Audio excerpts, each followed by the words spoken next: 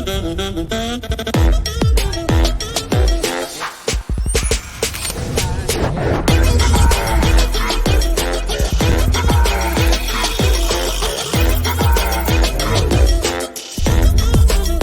share with you experiences, stories, and inspiration to continue our mission to help others through movement and wellness. And I can't wait to continue exploring the impact you have in this world at Optima 2022. You're listening to the NASM-CPT Podcast with Rick Richey, winner of the Share Care Emmy Award for Social Storytelling and the official podcast of the National Academy of Sports Medicine.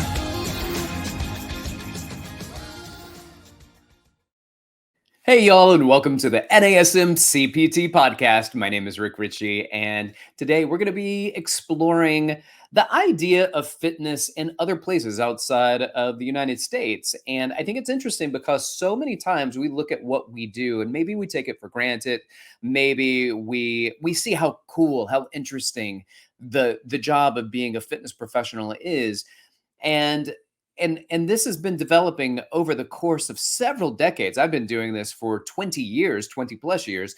And, you know, we've made some big strides in what fitness is and the populations that we can address and who gets to be a trainer. And NASM, not everybody is like that. So NASM is working with partners around the world to help change the way fitness looks for entire populations. And with that being said, I want to introduce my guest to you.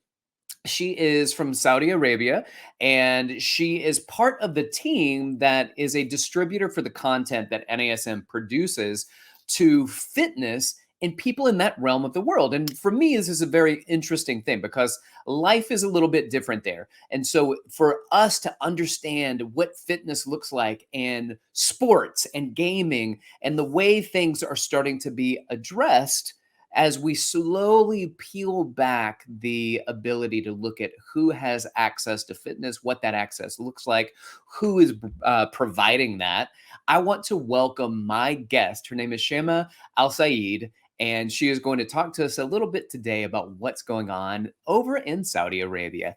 Thank you for joining us today. Thank you, Rick. How are you? How's everything? Thank you so much. Everything is lovely.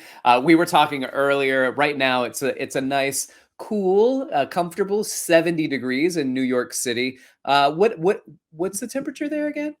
It's 125. Not interested. That's 125 degrees. It's just today. It happened only today.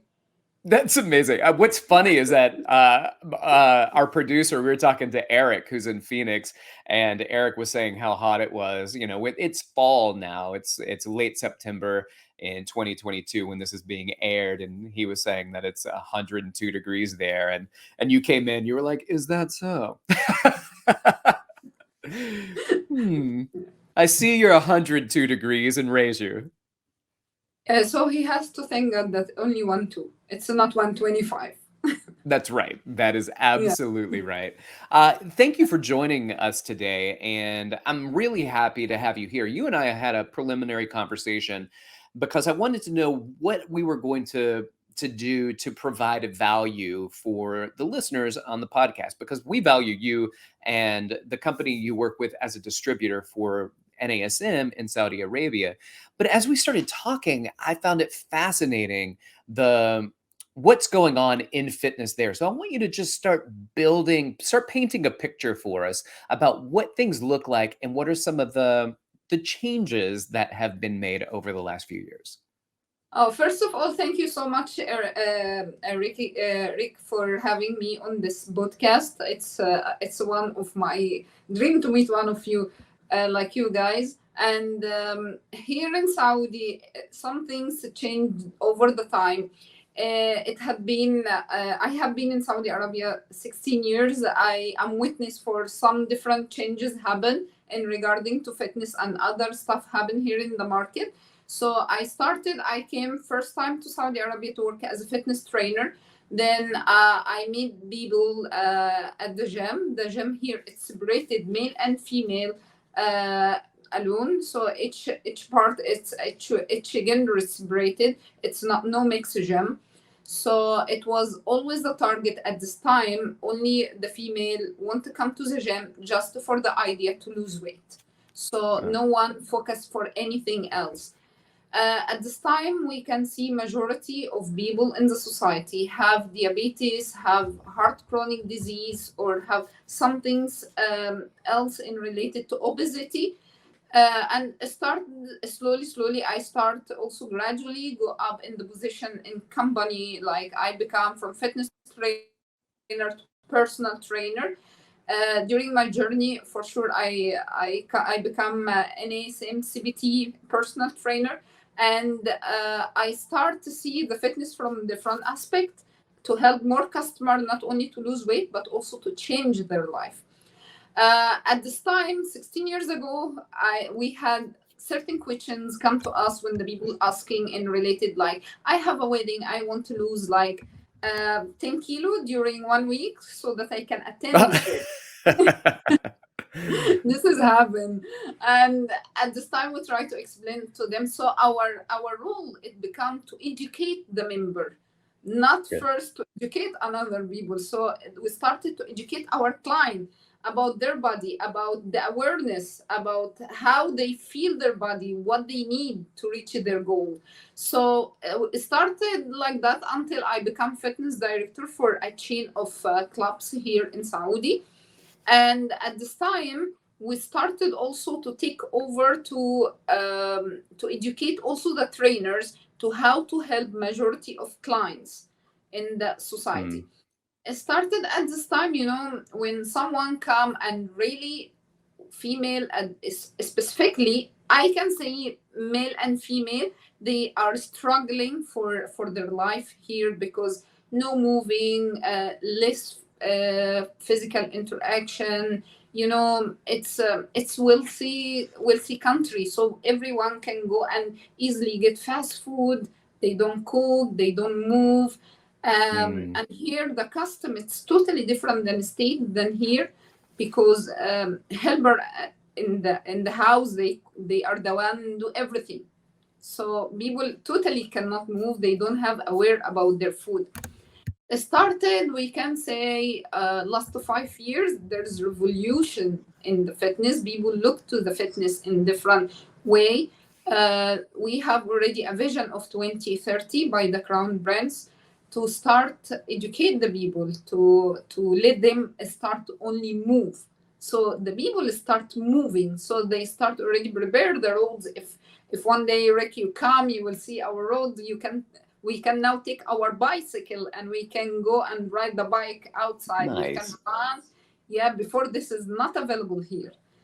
Even the question from the people, they come now and asking us as a client, it's totally different. And instead of say, I want to lose my weight, my 10K in the certain period of time, like 1 week, they come and say, how I keep myself motivated to join or to be always doing exercise.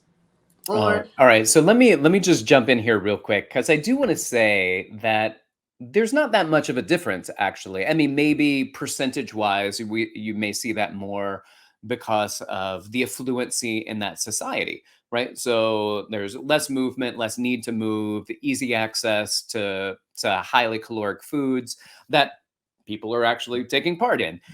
But it's not that different than what we're seeing here in the United States, where we have about 10% of our population has type 2 diabetes. We've got heart disease is the #1 killer of people in the United States, followed by different other types of cardiovascular diseases. And then, cancers, which can be related to lifestyle as well. There's so many things that are part of it that's not exclusive to the States or Saudi Arabia or many other countries, because we're starting to see it more and more. But what's different here too is that we associate almost all of that with weight. And what we really need to start doing is start associating that with movement.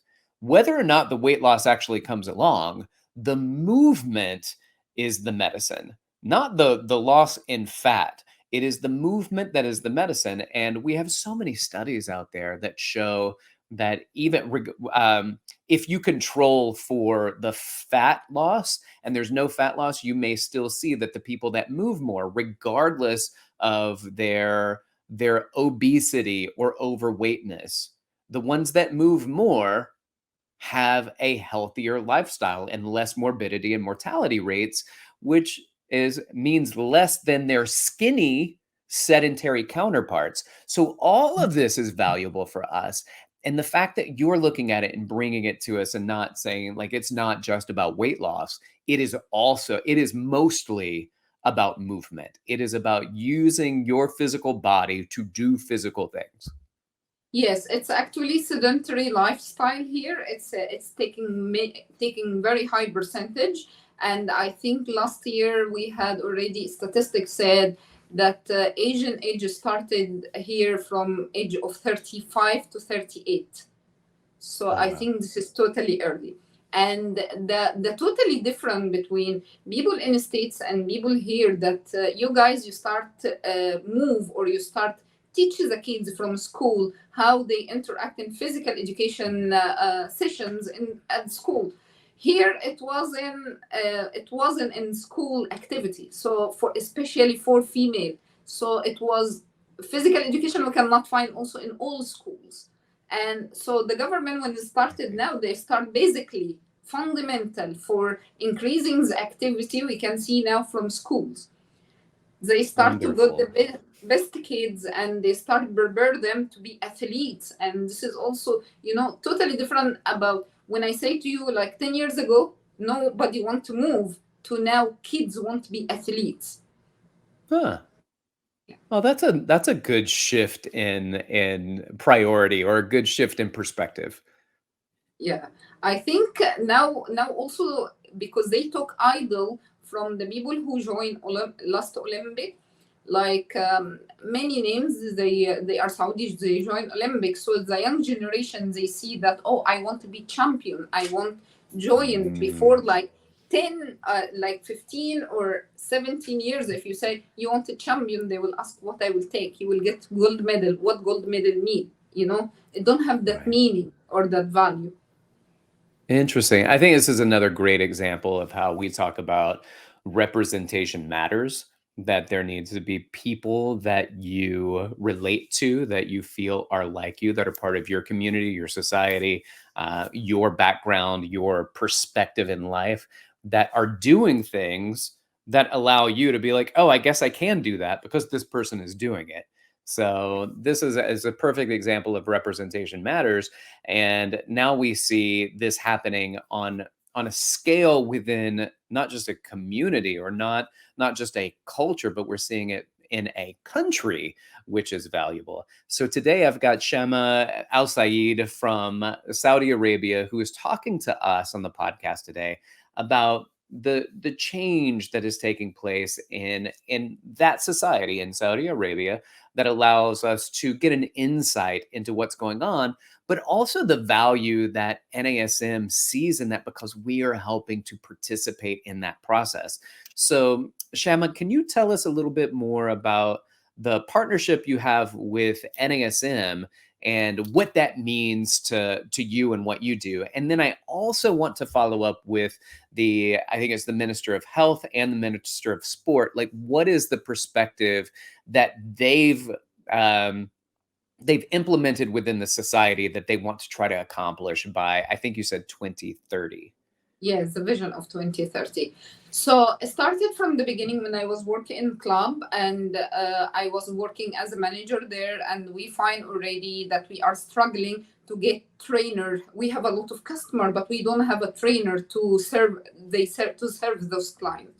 So what basically we start to do small workshops for the people who's interested and has potential to be fitness trainers to help other people. Then started already our partner was NASM, I think 2014.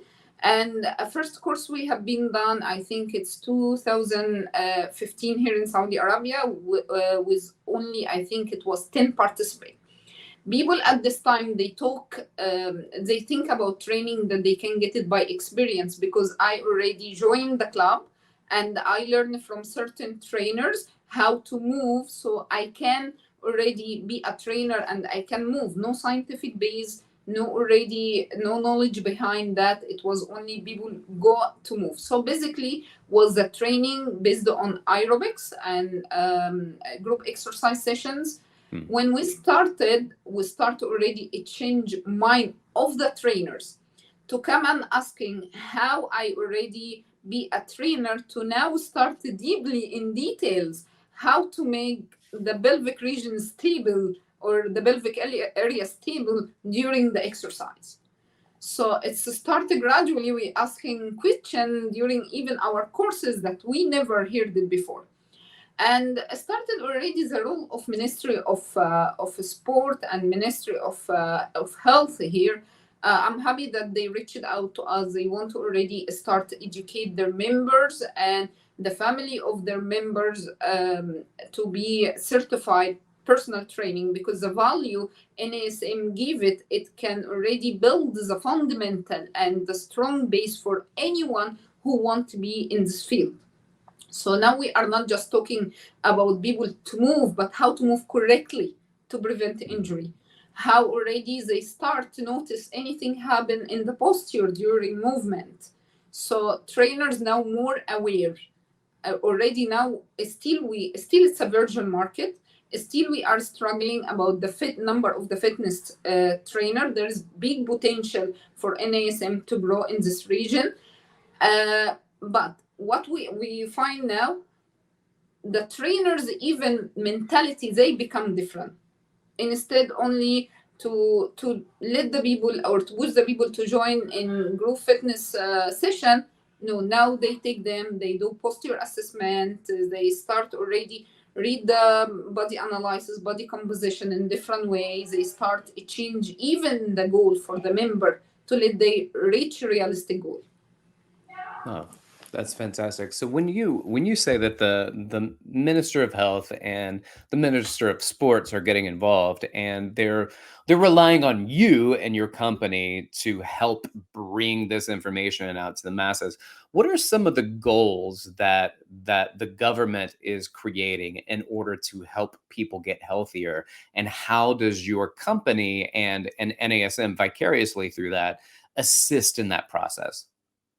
Oh, like now it's many now a federation it come over to create this athletes, so they want a fitness trainers so they can help and athletes. And already we just signed 2 weeks ago agreement with Saudi climbing federation to start to educate all those trainer, their trainer to start train in scientific base. So this is one of Ministry of Sport referred to us a project. Tomorrow I'm going to the north of Saudi Arabia to educate 20 female. So if we talk about the north, it's very far, and it's already people, they didn't get the fitness knowledge over there. So we are traveling tomorrow to deliver NASM. So they valuable, and already NASM accredited as a Saudi reps certification. So anyone join NASM and got the certificate, the government recognizes certification as one of the leader in the fitness industry. I like that. And so what I'm hearing also is that there is also a prioritization in the health and wellness of women. So there are women's classes that are going on that you're really trying to make sure everybody is involved, but the women there are also getting attention. It's not just, hey, let's shift this to the sports or to the athletes or to the men, but also the women. So I want to hear a little bit more about that and what's going on with with access that maybe there wasn't access before. Like, when did that start to change, and what does that look like now? Already, Rick, there 4 or 5 years ago, women weren't allowed to drive in Saudi Arabia. So this is one of the biggest challenge that we faced here before. So women start now to drive. women become ministers, women join Huh. parliament. So it's totally completely changed. So the government supported the woman strongly more than before. So women now they can go and they can work independently. They can already take their decision and they become more aware about their body. So before, and like 3 years ago only, it's the first, the Saudi launched the first physical education college for female. There, it wasn't before, Ah. just 3 years ago. Oh, amazing. Yeah. Amazing. And So so, but when this is done, these are still separated though, right? So women work out in one area, the men work out in another area, and then you would exclusively work with female clientele. Is that correct?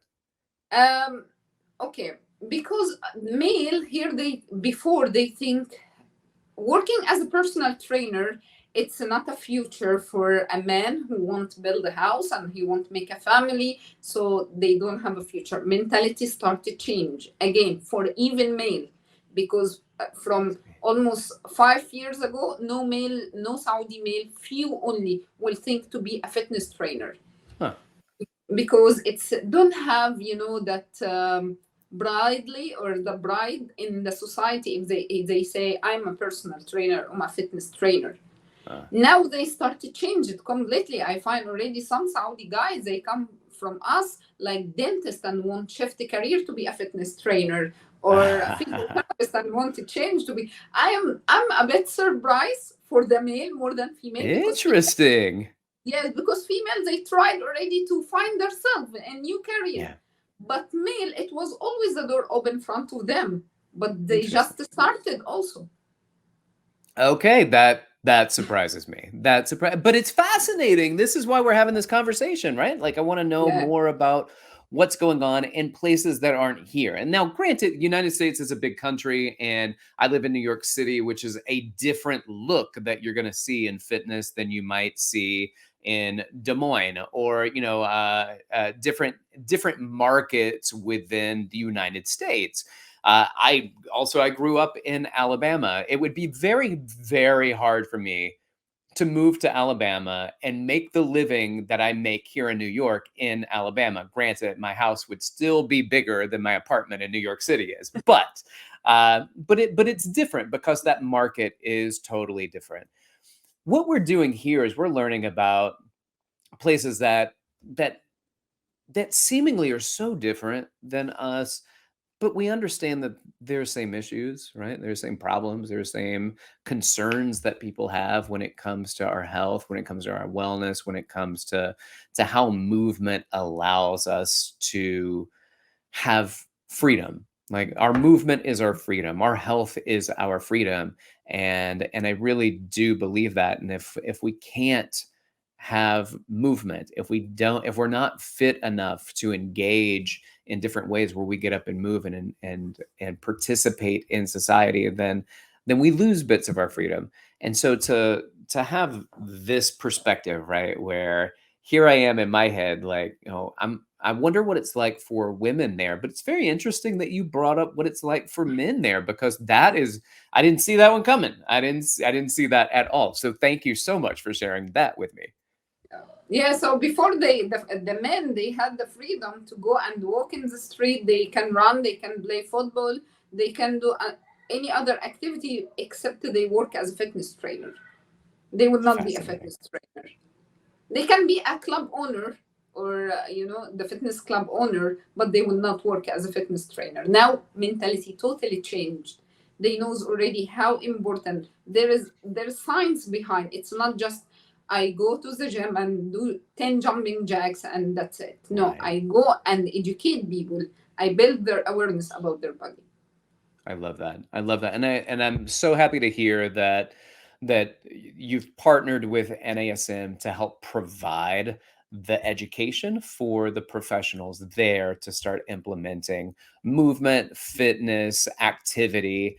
The gym life can be a good life. It's a great opportunity for all of us to work with people and engage with people and help change their lives. And that happens here. It happens in Saudi Arabia. It happens all over the world where fitness is a tool for better health. So are there, because we do need to wrap up shortly, what else do we need to know? What else would you like to share with our audience on the NASM CPT podcast about what's going on there?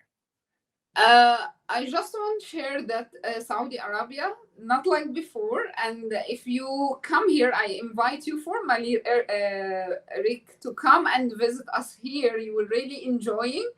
And regardless the weather, but you will enjoy also. Because I know you have concern about the weather. I do, a little concerned, yes.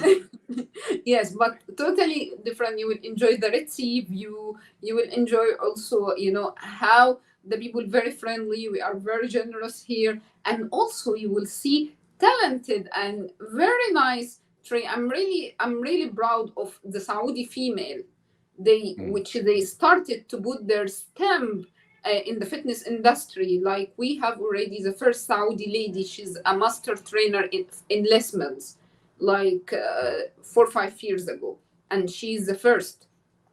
Amazing. And so after her, we had already like 4 again Saudi ladies. They become master in Les Mills, and now they teach the courses of Les Mills. Oh, fantastic! Yeah. Yeah. Good. I like that. So we're going to see progress continue to be made, and now continue it's to come. No, any Saudi male, they become a master trainer from Les Mills yet. Female. Gotcha. Yeah. Right. I see where that's coming from, but I want to say thank you so much, and I will definitely take you up on your invitation. I would love to come to Saudi and visit and do workshops and be a part of the education process that's going on there. So thank you so much for that. Thank you so much, Rick, and hopefully to see you here soon. I would love to. If you have any contact information or social media that if people that are listening maybe have questions and want to reach out to you, how could they do that? So they can reach out through Delta Motion Academy on Instagram. They could reach me over there. Excellent. Excellent. All right, Shaimaa, thank you so much for joining us, ladies and gentlemen. Thank you so much for being here. I appreciate your time to just take in a little bit of what else is going on around the world in fitness. And I'm looking forward to getting more information from you about what you'd like to hear about. Thank you so much. Like, subscribe, share with your friends and family. If you got questions for me, you can reach out to me at rick.richey@nasm.org or hit me up on Instagram at dr.rickrichey. Thank you for listening. Keep inspiring people to fitness. This has been the NASM CPT Podcast.